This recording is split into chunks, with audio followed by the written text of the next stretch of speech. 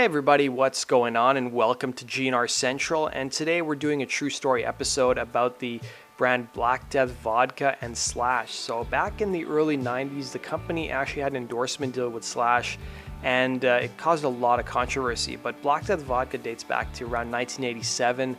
And for a company, they were really well known for their skull and top hat on the label of their actual vodka. And for a limited time in 1991 to 1992, every single bottle of Black Death Vodka came in a coffin. So about the company, Black Death Vodka has won a multitude of accolades in international competitions over the years, including gold medals in the prestigious International Wine and Spirit Competition of London and the San Francisco World Spirits Competition. So Black Death Vodka is the first spirit brand to publicly speak out against radicalism, and the message is about inclusive and to show respect for all. So they said the message is clear and can be seen in every advertisement on the bottle cap. We encourage respect, tolerance, peace, and freedom of choice. We stand against racism, radicalism, intolerance, and all those who needlessly harm others. The passion and the brutal honesty just scream at you, drink in peace. So between 1987, when it was first launched, and 1995, Black Death Vodka was selling more than 120 million bottles and cans in over 60 countries. So during that period, it won over 30 medals in international competitions and became the preferred vodka among the rock music elite. And after being attacked by the Bureau of Alcohol, Tobacco and Firearms, Black Death Vodka went underground in the late 1990s. So in 1991, Slash gave an interview to Rolling Stone magazine where he first mentioned Black Death Vodka, and this interview sort of served as the catalyst for Black Death approaching Slash to do a collaboration. So during the interview, the Rolling Stone reporter asked Slash, is there going to be a sponsor for the Use Your Illusion tour? He said, I'm willing to do it if there's no dumb ads and no dumb commercials. I want to do Black Death Vodka. Axel turned me on to it, and I want Black Death Vodka to call me because I'll sponsor them, just me personally. And then he was asked, what about the band? Your managers have supposedly been talking to cigarette and beer companies about sponsoring your tour, to which he said, I guess we're doing it, but I don't want to sell out. I don't want to be the next Janet Jackson, MC Hammer, Eric Clapton, or whoever else. We're doing a tour, and if they want to help pay for it, we'll use their name, we'll put banners up all over the gig. I don't give a shit. If there's free cigarettes and free beer, and they pay for the tour, I don't care, but I'm not wearing a Budweiser t-shirt. I don't care if we do our own photos and it says Budweiser or Marlboro in the bottom of the page, but I don't want to do anything where I'm holding up something with a big smile on my face. He was also asked whether he was concerned about a backlash from the fans. He said, I don't think the fans will care. They all drink Budweiser and smoke Marlboros. He said, I was worried about the parents and what they'd say about the cigarettes, but it's like some of the most influential personalities in baseball, football, basketball, and race car driving do ads. I mean, I advertise smoking constantly anyways. I can't help it. I don't see why cigarettes are any worse than beer. So around 1992 is really when the controversy hit the fans. So Slash started doing ads for Black Death Vodka that would be titled Slash for Black Death.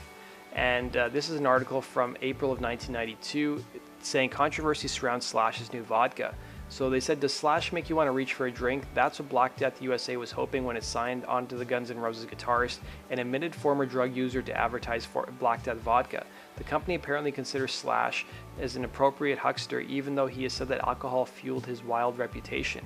Now, the deal was reportedly worth millions of dollars at the time. So according to the article, the U.S. Bureau of Alcohol, Tobacco and Firearms had no issue with what was in the bottle. It's what's on the bottle that was questionable, said a Bureau spokesperson.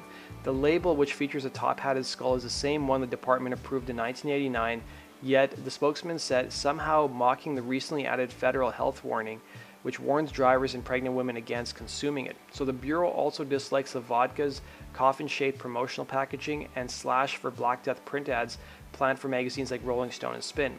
Even if the label is changed, says Hill, Black Death means the bubonic plague. I don't think we're going to allow it, period. So Slash, who signed a multi-million-dollar endorsement deal, isn't talking, but Black Death executive chief said that this is a witch hunt, but these witches don't have broomsticks, they have legislative capacity.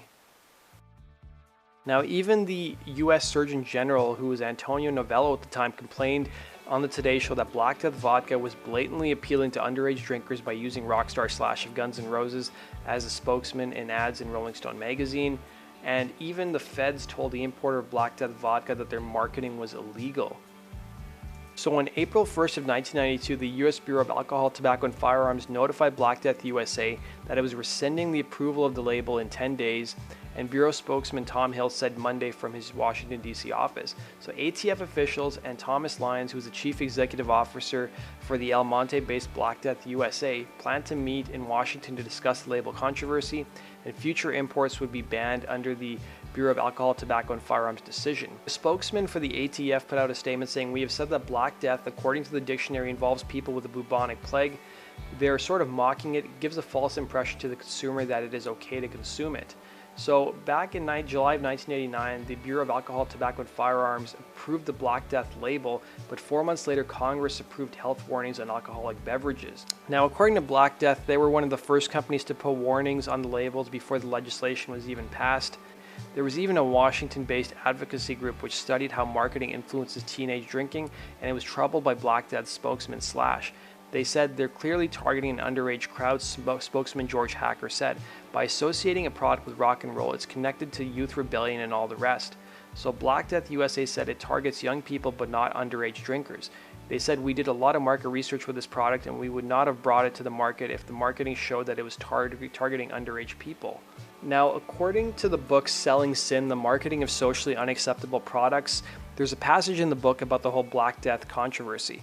So according to the book, the CEO of the company that was selling Black Death vodka was so delighted with the publicity ignited by the controversy, sales rose from 5,000 to 20,000 cases a month, and the company planned to capitalize on the momentum by introducing Black Death Hat Tequila, replacing the top hat with a black sombrero. On rare occasion, you could even see Slash playing a guitar with a Black Death vodka sticker on it. This one's from 2004 when Slash was on tour with Velvet Revolver, and this is another photo of the same guitar that Slash was using. So here's some news clips talking about the controversy and a few interviews with Slash addressing the controversy as well in 1992. And how is Jack Daniels? It's good. They don't have it here, though. Can't find it anywhere. Because your press manager said that you... Well, I drink this stuff, too, you know. Oh, Black Death. Yeah, I have heard. What about? Can you say something about Black Death? It's vodka. Yeah? And you are one who's... We have an agreement. Agreement? Yeah. Okay. And so I support them, and it's the only vodka that I drink, you know. Because your press manager, Wendy, says that you are a fan of Jack Daniels and Axel homeopathic pills. Are you so different in lifestyle too? Yeah, I'd say so. I'm a little crazy. In drinking news, Black Death Vodka, the Belgian liquor that recently signed Guns N' Roses guitarist Slash as its celebrity spokesman and immediately incurred the wrath of the U.S. Surgeon General Antonia Novello, was ordered this week to change its logo, its motto, and its packaging or else be banned from the U.S. market. The Federal Bureau of Alcohol, Tobacco, and Firearms had approved the skull and top hat Black Death label in 1989, but suddenly decided that the logo resembled a symbol for poison and so might confuse consumers. Black Death representatives called this a witch hunt, and by week's end, the government had backed off a bit, delaying any final decision on the vodka's fate until mid-June. Hey, Slash. Hey. I was asking how you got involved with Black Death Vodka, and did it stem from an interview in Rolling Stone about a year ago? Well, it stemmed from the interview, because I don't remember exactly when the first time I encountered it was, but they read the thing that I said in Rolling Stone about the only company that I would endorse.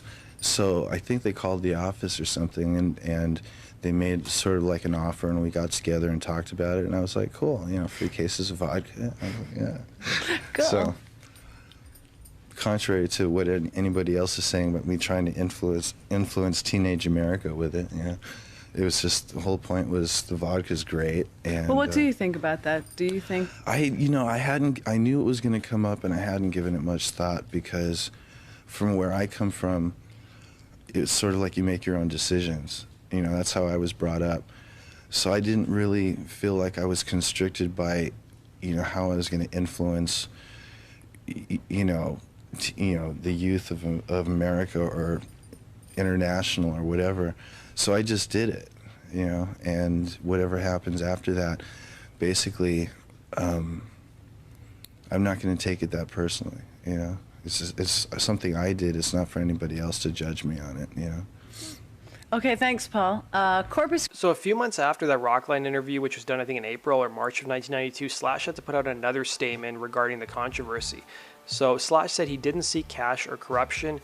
Instead, he was just looking for vodka. So Guns N' Roses guitarist Slash said he wasn't trying to lead youngsters into drinking through his endorsement of Black Death vodka, nor was he in it for the money. His real purpose of doing the ads, just to get the vodka, he said Monday in Albany, New York. It's good vodka. So they talked a bit about the U.S. Surgeon General's comment, and Slash said that the U.S. Surgeon General overreacted totally. He said he agreed to do the endorsement in return for a little money, t-shirts, and several cases of vodka. So around the time all this controversy happened, the marketers behind Black Death vodka were looking to rename the brand to Black Hat Vodka.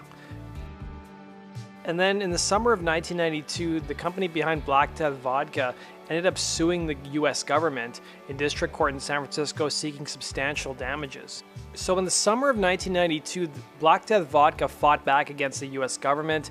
The importers of Black Death Vodka ended up suing the government in US district court in San Francisco, seeking substantial damages and an injunction preventing the Bureau of Alcohol, Tobacco, and Firearms from withdrawing label approval for the vodka.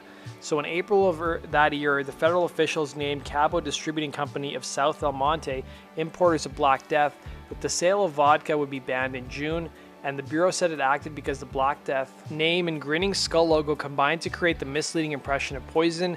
So the suit that they filed against the U.S. government contends that federal officials exceeded their statutory authority and violated the constitutional rights of the plaintiffs. Now, sadly, I wasn't able to find any kind of conclusion to this actual court case, but in 1996, Slash was asked about his endorsement of Black Death Vodka, and he was asked, are you still endorsing their product? And Slash said, well, they showed up one day with a bunch of money to endorse their vodka, and then they suddenly disappeared. So fast forward 25 years, and it's announced that Black Death Vodka would be returning to the US after it was banned. So Bob Miller, who was the chief commercial officer for Black Death Drinks, said now is the right time for Black Death to return. On our first rodeo in the 1990s, people were really not as mentally liberated as they are now. Today, almost everybody has a personal opinion that they are not afraid to air, and tattoos and skulls are so mainstream, whereas in the 1990s, they were symbols of rebellion and angst. We have copied hundreds of times as other brands trying to capitalize on our image. He said Black Death Vodka has an incredible history and authenticity of who we are, and we are going to make a stand to make a perfect return to the States. So according to the article, Black Death Vodka will initially be available in an off-premise and on-premise outlets across New York metropolitan and New Jersey markets at a cost of $19.99 US. Well, that does it for this episode of Guns N' Roses True Story. I hope you guys enjoyed that. Let me know your thoughts in the comment section below. Have you guys ever drank Black Death Vodka? Let me know your thoughts on it down below. Or are you guys interested in trying it out? Thanks for watching, guys. Hit the like button if you enjoyed the video, and please share the video as well. Also, be sure to subscribe if you love Guns N' Roses as much as I do. And you guys can also go support us on Patreon if you want to see us continue to make videos just like this. And go check out gnrcentral.com for the latest and greatest Guns N' Roses news. Take care.